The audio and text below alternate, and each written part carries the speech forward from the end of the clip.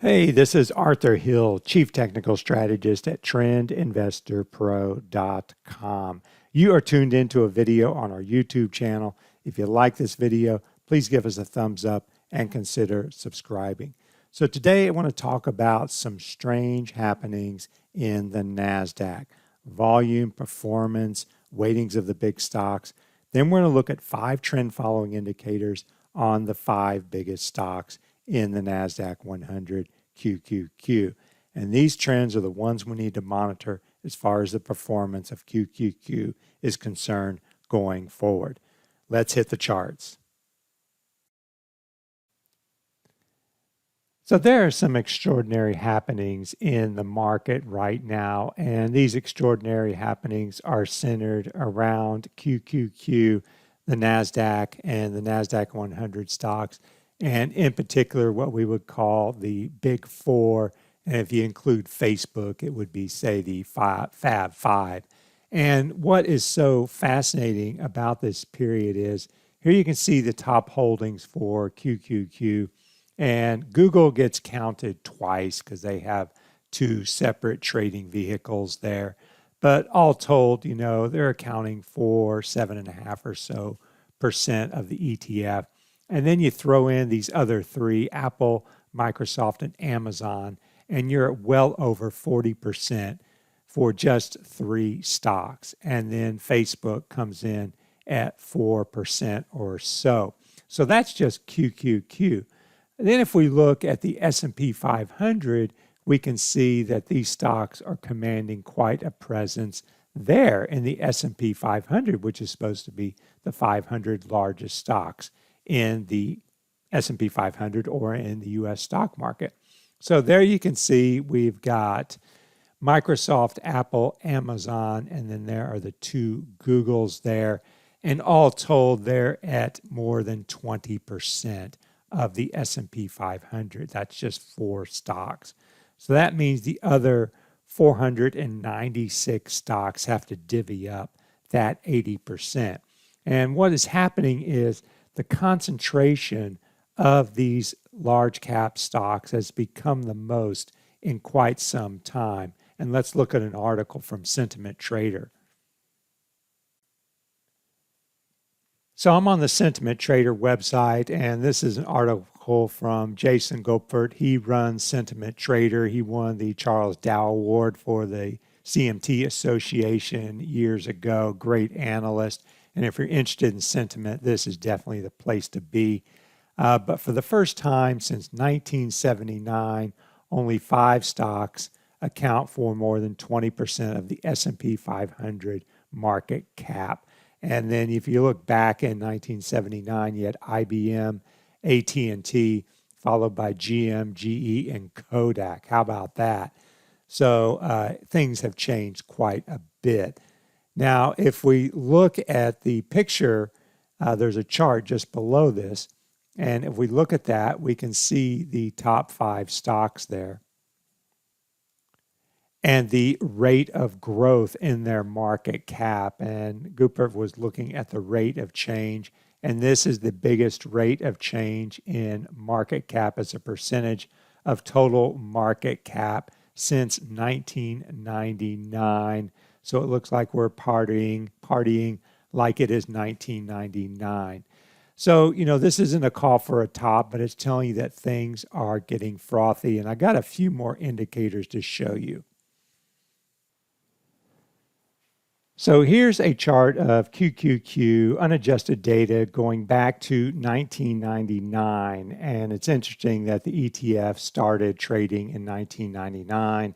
And of course, we partied like it was 1999 and had the dot-com bubble and then the big crash there after the dot-com bubble burst. So you can see when it's going parabolic, you never know when that advance is going to end. But when it ends, it can end suddenly. Now, there's the 200-day moving average in blue, and EMA. And the reason I'm using an EMA is because I can use the PPO 1-200-0, which tells you the percentage above the 200-day EMA. So you can see back in 99, 2000, we're almost 50% above the 200-day EMA. I mean, how crazy is that? So since the bottom there in 2003. We've had, getting above the 200-day EMA more than 15%. But this is the first time we've been more than 20% above the 200-day EMA. Now, as you saw in 1999, we could get 40 or 50% above the 200-day EMA. But the point is that this advance is getting really frothy by most metrics, and this is one metric that is saying that. So the first one I showed you was Jason Gopert and QQQ with the weighting of these 4 to 5 stocks in QQQ and the S&P 500. Now let's look at Nasdaq volume, which has gone ballistic. So now let's look at QQQ itself. This is a chart going back to 1999, which is when QQQ began, and it began with a bang and then had this huge surge when we were going parabolic in 1999, 2000, and then had that sharp crash after the dot-com bubble burst. And you can see there's a 200-day EMA. And the reason I'm using an EMA is because I need to use the PPO to show the percentage above the 200-day EMA. So when the PPO is set to 1, 200, 0, then you can see the percentage above the 200-day EMA. And back in 99, 2000, you can see we were almost 50% above the 200-day EMA. So if you look at where we are now 20% above the 200-day EMA, and that is the most since that dot-com bubble burst. So even when we had these big advances in 2003, 2009, 2012, and 2018, and here we didn't get 20% above the 200-day EMA, but we did now. Now the thing about this is you could become 20% above and you could become 40% above the 200-day EMA. If this is a parabolic advance, you never know when it is going to end, but often when it ends, it's going to end abruptly and it's going to be a sharp reversal. Now, we just have to watch the trend. I've got 5 big stocks that I want to watch as far as the trends are concerned coming up. But this is telling you that the Nasdaq 100 QQQ is getting pretty frothy. Now, the third thing I want to look at here is Nasdaq volume relative to NYSE volume. And this is a ratio chart here. And that's invisible, that ratio of Nasdaq volume to NYSE volume. And to smooth it out a little, I put a 5-day moving average. That's the blue line. So you can see Nasdaq volume relative to New York volume is expanding in 11, 12, and 13, but nothing outrageous. And then it's declining in 14 and 15, and then it's expanding in 16, 17, and 18, and then it contracts in 19, and then it started expanding here in 2020, and look at this expansion. Nasdaq volume relative to NYSE volume has really exploded over the last few months, and it is really a sign of frothiness as well. Now you can see total Nasdaq volume in green and NYSE volume there in black. Now, since that first chart went back to 99, 2000, I'll show that period as well. There you can see Nasdaq volume relative to NYSE volume taking off at the end of 1998 and expanding. And it got to be twice as much as NYSE volume back in 2000. And then Nasdaq volume relative to NYSE volume declined in the bear market there. So this is another sign of frothiness, what we're seeing over the last few months in Nasdaq volume relative to NYSE volume. And finally, I want to look at outperformance of the Nasdaq relative to the NYSE. And the reason I like to use these two is because there's very little overlap between these two exchange indexes, if you will. You're either a Nasdaq stock or you're an NYSE stock. So we're going back 10 years or so, and we're looking at performance. And so here is the Nasdaq, and it starts outperforming in 2012 and continues to outperform, gets a big outperformance in 16 and 17, and then turns volatile, but is still outperforming. And look at this outperformance here, up 220% and now up 381%. That is a crazy move. And so here's the New York Stock Exchange. And the New York Composite, you can see on a performance basis, has yet to get above that January 2018 high, whereas the Nasdaq's just going ballistic.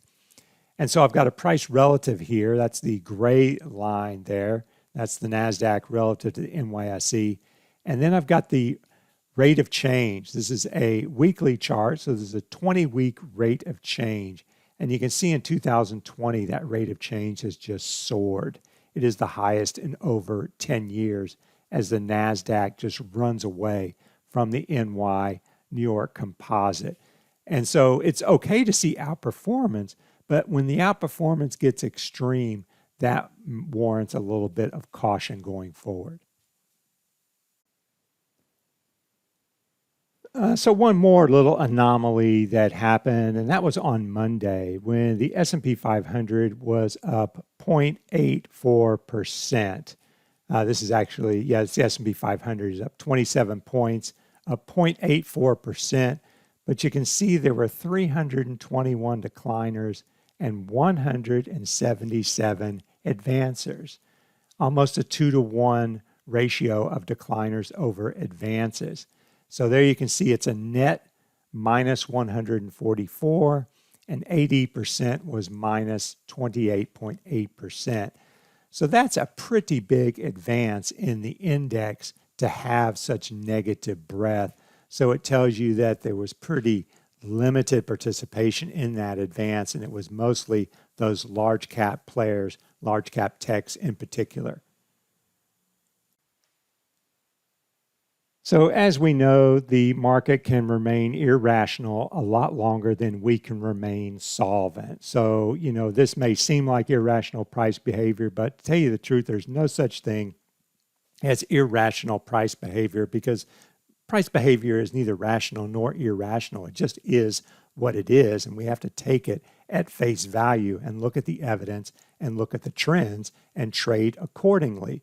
And so here's some of the recent commentary on trendinvestorpro.com.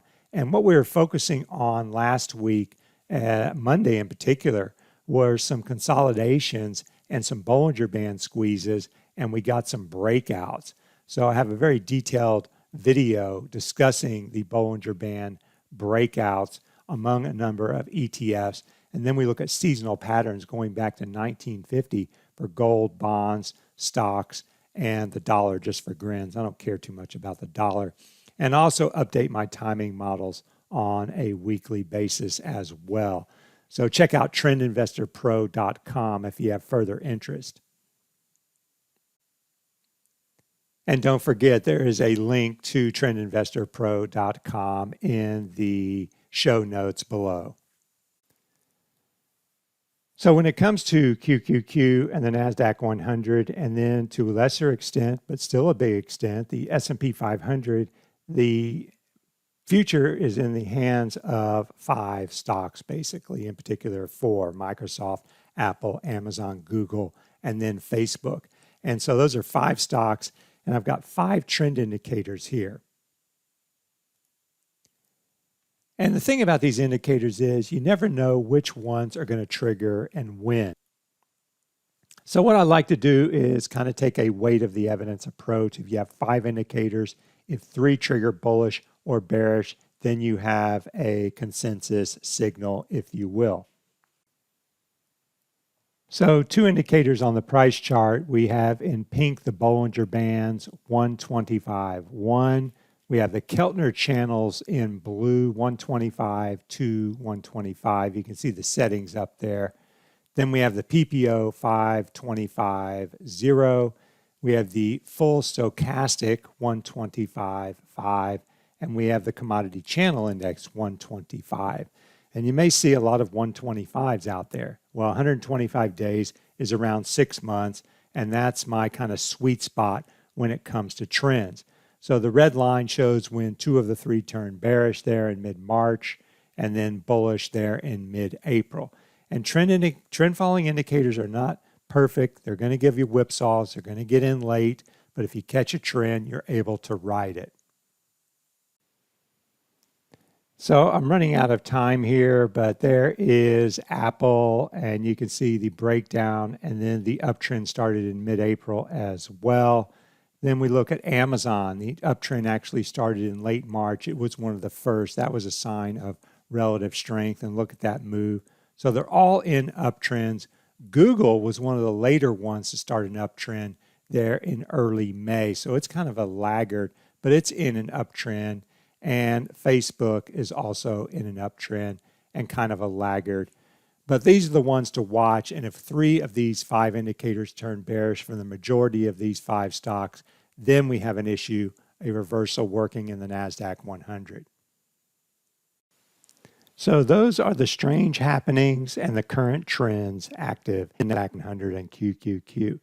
Thanks very much for tuning in to our YouTube channel. If you like this video, please give us a thumbs up and consider subscribing.